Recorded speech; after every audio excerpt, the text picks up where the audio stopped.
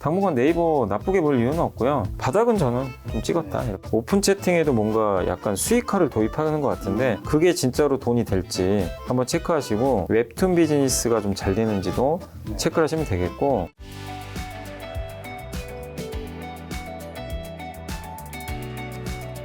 자, 그럼 이제 요즘에 금리가 어쨌든 이제 베이비로 좀 낮춰지긴 했으니까 이제 성장주의 네이버 카카오는 봐야죠. 그래도 네이버 카카오도 요새는 분위기가 조금씩 좀 나아지고 있더라고요. 왜냐면 이제 미국에서 올해 하반기 이제 금리 인하하지 않을까 이런 좀 이제 기대감이 있다 보니까 진짜 많이 빠지긴 빠졌지만 조금씩, 이게 얼마까지 빠졌어요? 15만 5천 원까지 빠졌다가 지금 이제 21만 원까지 드디어 이제 20만 원대에서 안착을 했고, 지금 이게 좀 중요한 게 미국의 국채 금리나 우리나라 금리가 중요하잖아요. 그래서 한 번만 잠깐 여기 보시면 우리나라 이제 금리도 요새 좀 많이 떨어지긴 했는데 여기 국내 금리 한번 보시면 국고채 3년 금리가 꺾이잖아요. 미국도 똑같아요, 사실은 방향은. 이거랑 네이버 주가는 반대로 가죠. 금리가 떨어지면 올라가니까. 그래서 당분간 이런 이제 그 미국이 긴축을 종료하고 금리 인하 근데 금리 인하 기대감이 소멸돼 버리면 또 못 갈 수도 있어요. 그래서 당분간 네이버 나쁘게 볼 이유는 없고요. 다만 이제 관건은 그겁니다. 네이버가 좀 더 올라가기 위해선 웹툰은 되게 잘하고 있잖아요. 그거 말고 미국의 포시마크랑 스페인의 중고거래 플랫폼 이거 하나씩 인수했거든요. 얘네가 좀 잘 돼야 돼요. 이 돈이 꽤 들어갔어요. 포시마크만 해도 2조를 넘게. 예. 스페인 기업은 이렇게 1,000억대 정도로 알고 있는데 비싸진 않는다 하더라도 인수했으면 그거 가지고 돈 벌어야죠. 근데 아직은 적자 기업이니까. 그래서 이제 주가에 영향을 줄 수 있는 요소 중에 하나는 중고거래 플랫폼이 돈 버는지를 아마 이제 매 분기마다 체크를 하려고 할 거예요. 그게 예상보다 빨리 돈 벌으면 주가는 또 금방 갈 수 있어요. 근데 더뎌지면 금리만 가지고는 많이 못 오른다는 얘기죠.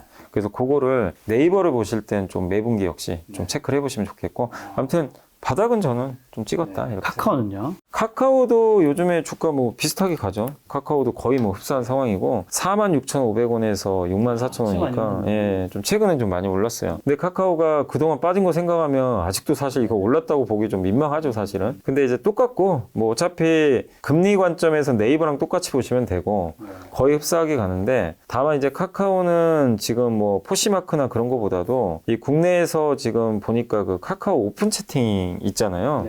그걸 좀 약간 이제 수익 모델로 좀 바꾸려고 하는 것 같아요. 그래서 카카오 채팅창에 이제 광고 들어가서 돈 많이 벌었잖아요. 그런 것처럼 오픈 채팅에도 뭔가 약간 수익화를 도입하는 것 같은데 그게 진짜로 돈이 될지 한번 체크하시고, 또 카카오가 요새 또 웹툰 비즈니스도 되게 잘하고 있잖아요. 근데 카카오가 해외에서 할 만한 거는 좀 웹툰 같아요. 일본에서 피코마 요것도 좀 되게 지금 잘 되고 있고 해서 웹툰 비즈니스가 좀 잘 되는지도 체크를 하시면 되겠고, 그리고 이제 카카오는 뭐 항상 말씀드리지만 이제 자회사 문제가 좀 있잖아요. 뭐 카카오 모빌리티, 카카오 엔터 상장을 하려고는 하는데 제일 좋은 건 뭐 그때도 많이 말씀드렸지만 합병하는 거죠.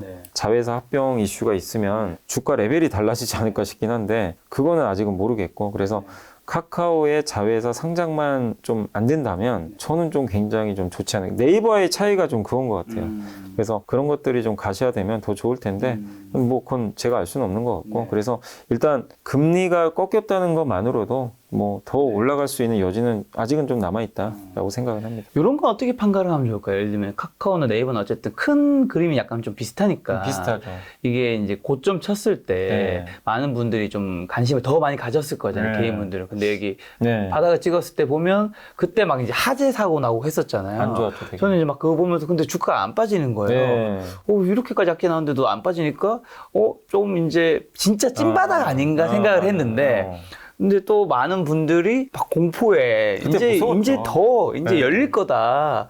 그러면서 저는 이거 사야 되나 말아야 되나 하면서 이제 막 고민이 많이 됐는데, 어쨌든 시장이 주는 그런 분위기가 공포에 사기가 참 힘들다라는 게 그때 막 그런 게 느껴지더라고요. 근데 그때 이후로 어쨌든 정확하게 거의 2만 원 정도. 50% 올랐죠. 굉장히 많이 올랐단 말이죠. 요게 그럴 때 이게 진짜 바닥인지 아닌지 그래도 좀 눈치챌 수 있는, 늘 똑같이 적용되는 건 아니겠지만 좀 어떤 게 있을까요? 근데 그 김 작가님 말씀하신 그게 맞아요. 주가가 이런 거죠. 많이 올랐는데 반대로 얘기하면 아무리 호재가 나와도 안 갈 때가 있어요. 대표적인 얘기가 뭐냐면요, LG엔솔입니다. 무슨 얘기냐면 LG엔솔이 이때 8월부터 달렸어요. 여기 그때가 뭐냐면 인플레이션 감축법 통과됐을 때 미국 최대 수혜 기업이잖아요. 네. 올라가는데 제가 이때 뭘 느꼈냐면 이때도 막 인플레 감축법 얘기 나오고 막 2차 전지 성장 얘기 나오고 좋은 뉴스 많았거든요. 안 가더라고요. 안 먹혀요. 먹히질 않는데 그 후에 결국 이제 조금씩 스물스물 내려오더니 이제 테슬라 주가 폭락하면서 같이 빠져버렸죠. 네. 이것도 똑같아요. 그러니까 카카오도 비슷한 게 내려갈 때 그 여러 가지 뭐 악재들 많았는데 뭐 그 데이터 센터 네. 사고도 있었고 근데 그럴 때 주가가 안 빠진다. 맞아요. 그럼 그건 뭐냐면 이미 시장은 그런 것들을 다 악재들을 반영을 했고 뭐 데이터 센터 또 화재 사고를 이게 구조적인 문제로 안 본 거예요.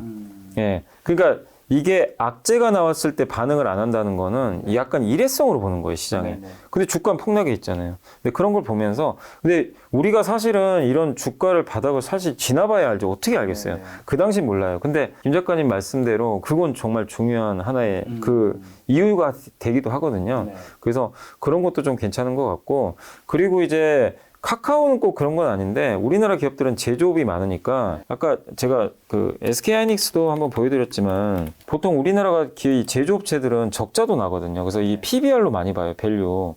여기가 상단이죠. 네. 여기가 하단이죠. 네. 그럼 요런 데서 이제 요 하단 쪽으로 한 번씩 오거든요. 옛날에도 보세요. 오거든요. 네. 근데 그럴 때 이제 분할로 접근하는 거죠. 물론 더 빠져요. 근데 그럴 때 내가 분할로 접근하고 왜 바닥으로 어떻게 알겠어요? 이제 그리고 이런 것도 하나의 방법이에요. 네. 그러니까 이제 악재가 더 이상 반영 안 될 때 네. 아니면 내가 저런 PBR 기준 아니 뭐 기업마다 다르니까 네. 근데 제조업체들인 이 흑자 적자 반복되는데 밸류가 저기까지 떨어졌네. 네.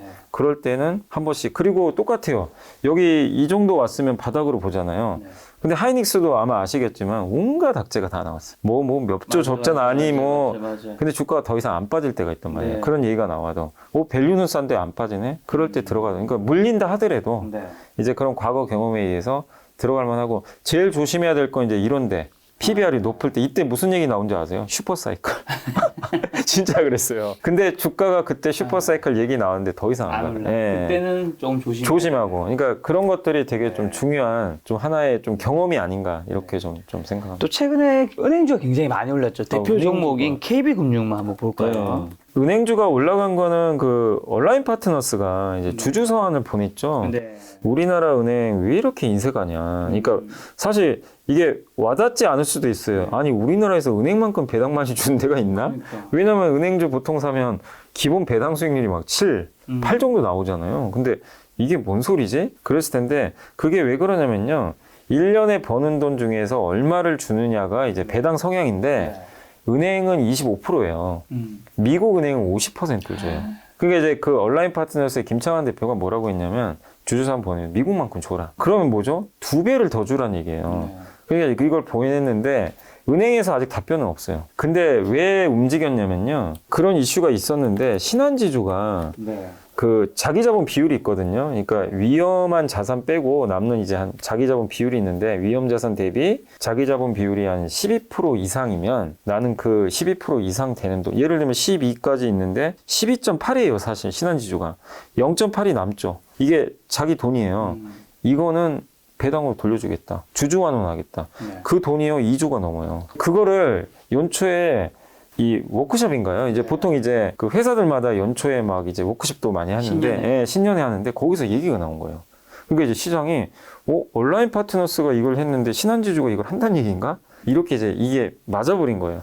그래서 신한지주가 그날 보세요. 폭등해 버렸죠. 주가가 그날 9% 올랐어요. 하루에. 그리고 올라간 거죠. 근데 왜 다시 빠지냐면 구체적인 지금 그게 없어요. 예. 그래서 그 은행주는 어쨌든 주주 환원에 대한 기대감은 되게 높아졌다.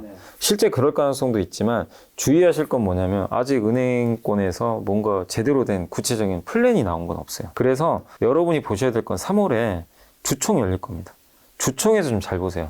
주총에서 왜냐면 주주 제한을 해놨기 때문에 주총에서 뭐 배당 계획 이런 것들에 대해서 확정을 할 텐데 이 3월에 주총하잖아요. 그때가 한번 또 우리가 한 번 더 은행주를 얘네가 진짜 올릴까? 이거 아니네 아직은 이럴지를 좀 더 확인할 수 있다. 그래서 지금은 좀 은행주는 2월 달엔 좀 쉬어갈 수밖에 없다. 이렇게 좀 말씀드리겠습니다. 자, 그럼 이번엔 좀 엔터주로 가볼까요? 하이브가 많이 올랐더라고요, 되게. 와, 이게 10만 원까지 빠졌었거든요. 근데 지금 19만 원까지 왔으니까. 근데 저도 좀 놀랬던 게 뉴진스가 그렇게 대박 날 줄 몰랐어요. 그러니까요. 뉴진스 그의 힘이죠. BTS가 이제 군입대를 했기 때문에 이제 순차적으로 다 가겠죠. 그러면 결국에 이제 공백 상태인데 이걸 누가 메꿀까? BTS의 공백을 메꿀 사람은 사실 안 보이잖아요. 누가 봐도. 근데 뉴진스라는 이 신인 그룹이 대박이 난 거예요. 그래서 빌보드 차트 보고 좀 깜짝 놀랐어요. 막 100위 안에 몇 개가 들어가 있는 거예요. 신인 그룹인데. 대단한 거죠. 그래서 하이브는 이게 보니까 레이블이라 그래서 밑에 이 작은 엔터사들이 또 몇 개 있더라고요. 그래서 각자가 대표가 또 따로 있더라고요. 네. 요런 시스템인데, 거기서 하이브가 하나 이제 그 뉴진스란 대박을 발굴한 거죠. 이게 이제 터졌는데, 여기서 끝날 거냐. 그리고 아시겠지만, 블랙핑크가 몇 년 전에 데뷔했을 때, 그때도 조짐이 보였는데, 어마어마한 레벨이 돼버렸잖아요. 근데 뉴진스도 그렇게 될 조짐이 지금 보여요. 그러면 하이브가 BTS도 물론 이제 2년간 공백은 있지만, 언젠간 돌아오겠죠. 돌아오고. 그 공백을 뉴진스가 메꿀 거고. 또 다른 그룹이. 예. 그래서 괜찮다. 근데 다만 저는 하이브를 아무리 그래도 제가 좋게 얘기는 했는데 치명적인 단점이 하나 있어요. 밸류가 비싸요. 이게 시총이 한번 보시겠어요? 물론 이제 그 정도 평가를 받을 수 있지만 7.7조입니다. JYP 한번 비교해 볼까요? JYP가 요새 잘 나가잖아요. 네. JYP가 요새 좀 올랐어요. 올랐는데 2조 5천억밖에 안 돼요. 그러니까 이게 갭 차이가 너무 커요. 뭐냐면 그 하이브가 그만큼 좀 고밸류 기업이에요. 네. 그래서 좀 하이브는 저는 뭐 뉴진스를 본다면 좋지만 지금 투자는 별로 권유드리고 싶진 않아요. 일단 주식 투자 아시잖아요. 싸게 사야 돼요. 그래서 그런 좀 밸류 부담이 좀 아쉽다. 이렇게 좀 말씀드리겠습니다. 요즘 SM은 어떤가요? SM이 그 아까 말씀드린 그 온라인 파트너스 있죠. 네. 거기서 작년에 주주 제안을 했잖아요. 그래서 이렇게 올라왔는데 주가 좀 올라왔어요. 지금 굉장히 많이 올랐죠. 거의 이제 사상 최고가 앞두고 있거든요. 근데 이 이유가 뭐냐면 작년에 아마 기억하시겠지만 그 온라인 파트너스가 이수만 그 회장이 사실상 어떻게 보면은 거기 그 라이크 기획에서 이 돈을 받았죠. 자기 회사 100% 지분 갖고 있는 라이크 기획에 SM 매출인가요? 제가 매출로 알고 있는데 매출의 5%인가를 가져갔어요. 그 돈이 몇백억 돼요. 그럼 그 돈이면 이 SM이 1년에 얼마를 버냐면 이게 적은 돈이 아닙니다. 보세요. 1년에 800억 벌어요. 그 중에 한 뭐 100억, 200억만 쳐도 엄청난 돈이죠. 이 돈을 차라리 주주들한테 돌려준다고 생각해 보세요. 근데 그동안은 계속 빼갔어요. 근데 그거를 걸고 넘어진 거죠. 이거 안 된다. 왜 빼가냐. 근데 SM이 이수만 회장이 물러섰어요.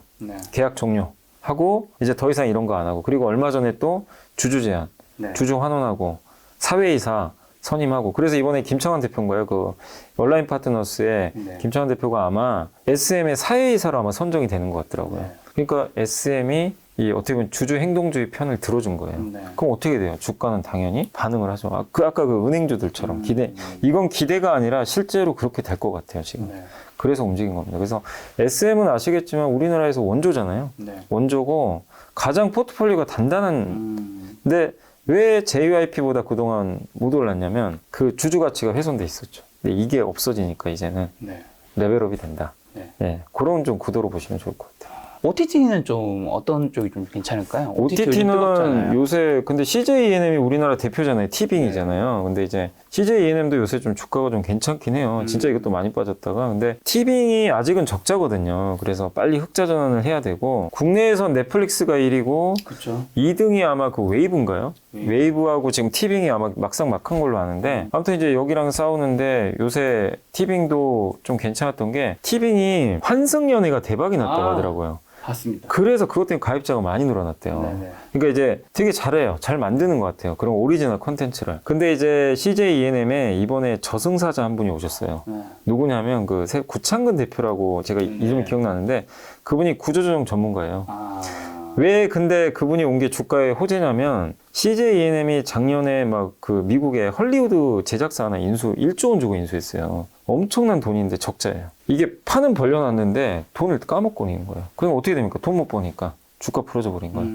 근데 이 구창근 대표가 뭘로 유명하냐면 그 옛날에 그 투썸 플레이스 있죠. 이거 분할 매각했고, 그 다음에 올리브영 아시죠? 올리브영도 중국 사업 안 되니까 다처스 시키고, 지금 올리브영 장사 엄청 잘 돼요.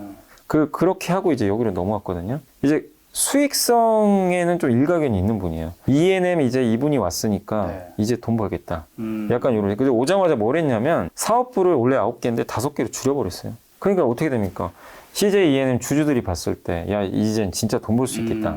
그래서 그런 거니까 티빙은 적자인데 환승연애나 뭐 술꾼 네. 도시 여자들인가 그것도 대박 났거든요. 맞아요. 그것 때문에 가입자가 많이 늘었는데 이게 계속 나와요. 네. 그래서 ENM도 지금 요즘에 분위기가 네. 좀 바뀌고 있다. 이렇게 보시면 될 것 같아요. 근데 요즘 시대가 진짜 많이 바뀌긴 네. 했나 봐요. 한승연애 이거를 프로그램으로 해서 볼 수 있다니. 그러니까요. 사실 생각해보면 내가 전에 헤어진 여자친구, 네. 남자친구, 우리 앞으로 관심 있는 사람이 네. 같은 공간에서 그게 이게 얼마나 잔인한. 제가 처음에 보면서도 너무 이게 우리 정서에 맞나? 생각했는데 네. 나중에 저 재밌게 봤는데. 네. 근데 진짜 그 특히 여성분들 있죠. 네. 20, 30대 분들이 엄청나게 많이 봤다고 하더라고요. 거기서 연애 네. 뭐 좀 많이 하신다고 또 하더라고요. 네, 맞습니다. 자, 그럼 그 다음에 이제 좀 자동차 섹터는 어떨까? 현대차, 기아. 자동차도 이제 바닥은 찍었다고 보고요. 정말 안 좋았죠. 작년 가을부터인가 좀 무너져가지고 많이들 걱정했는데 여기서 부러졌잖아요. 네. 근데 이제 그건 반영됐죠. 이 부러진 이유가 뭐죠? 할부금리 올라가서 차 안 팔릴 거다. 근데 그거 선반영해버렸고. 근데 놀랍게도 실제 데이터를 보니까 차가 잘 팔려요. 네. 1월 달에도 판매 데이터 얼마 전에 나왔는데 잘 돼요. 잘 되고 기아도 지금 잘하고 있고 그래서 현대 기아차 굳이 크게 걱정할 필요는 없겠다. 다만 이제 여전히 신경 쓰이는 건 미국에서 전기차 팔릴까. 보조금 못 받으니까. 거기다 테슬라가 포드랑 지금 뭐를 하죠? 치킨 게임해요. 가격 낮춰가지고. 그래서 이런 것들은 좀 걱정인데 다만 그런 것들 때문에 주가가 좀 많이 흔들렸기 때문에 네. 저평가되고 있습니다. 그래서 현대차가 지금 PER이 5배인가요? 4배인가 5배로 제가 알고 있거든요. 네. 5배니까 요게 PBR 이 밴드 보이세요? 그냥 이 밑으로 뚫고 내려가 버렸죠. 역대급 저평가거든요. PER로 보면. PBR은 아직은 좀 위에 있지만 그래서 이런 걸 좀 우리가 계산해 보면 네. 자동차는 지금은 걱정할 단계는 아니다. 다만 주가는 이게 모멘텀이 지금 아직은 그렇게 많지 않아요. 그래서 조금 이렇게 지지부진한 상태에서 좀 횡보하지 않을까 이렇게 보고 있습니다. 자, 삼성바이오로시 셀트리온이 있는 바이오스 봐야죠. 여기도 삼성바이오는 대단하다는 게요. 실적이 이번에도 잘 나왔어요. 어닝 서프라. 근데 주가가 안 갑니다.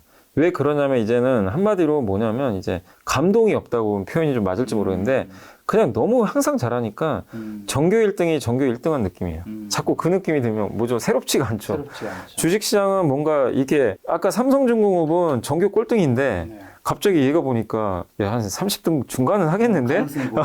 그럼 이제 사람들이 야, 걔만 쳐다보는 거죠. 근데 야, 쟤 어차피 전교 1등이잖아. 그러니까 주가가요. 좀 억울할 수 있어요. 근데 안 빠져요. 빠지지는 않는데 이게 한번 보시겠어요? 안 빠져요. 네. 주가도 안 빠지는데 오르지도 않습니다. 네.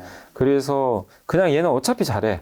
요 느낌이 있습니다. 그래서 주가는 저는 계속 횡보할 것 같고 이게 밸류가 좀 비싸긴 해요. 지금 PER이 72배. 네. 정도 되니까 그래서 삼성바이오로직스 갖고 계신 분들은 뭐 크게 염려할 필요는 없는데 뭐 여기서 엄청난 수익이 난다거나 그러기도 좀 어려운 그런 구간으로 그냥 네. 횡보한다 이렇게 보는 게 좀 맞지 않나 이렇게 생각을 하고 있습니다. 게임 섹터 크래프톤이랑 NC소프트 오랜만에 한번 볼까요? 게임 섹터도 요새는 좀 소강은 맞는데 네. 특히 크래프톤은 진짜 많이 빠진 건 맞잖아요. 그러니까요. 주가가 진짜 여기서 더 빠지긴 좀 어렵고요. 올해는 신작 게임 기대할 만한 게 이렇게 많진 않아요. 근데 이제 아마 내년으로 알고 있어요. 제가 알기로는. 그래서 시간과의 싸움을 하신다면 저는 크래프톤도 좋아질 것 같고 크래프톤은 아까 그 하이브처럼 이 회사 어떻게 하냐면 게임 제작사를 밑에 좀 많이 두고 있대요. 네. 그럼 여기서 각각의 게임들이 나올 텐데 그 중에 한두 개가 흥행을 한다면 좀 좋아지겠죠. 그래서 지금은 또 밸류에이션 상으로도 워낙 낮은 상태니까 여기서 뭐 너무 부정적으로 볼 필요는 없는 구간이니까 보유가 맞는 것 같고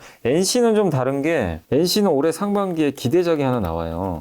그 콘솔 게임 있죠. PC랑 콘솔에 들어가는 원래 NC 하면 우리가 보통 리니지 모바일이죠. 네. 근데 요거 말고 프로젝트 TL인가 이름이 TL로 알고 있는데 리니지랑 비슷한 류의 MMORPG 게임인데 네.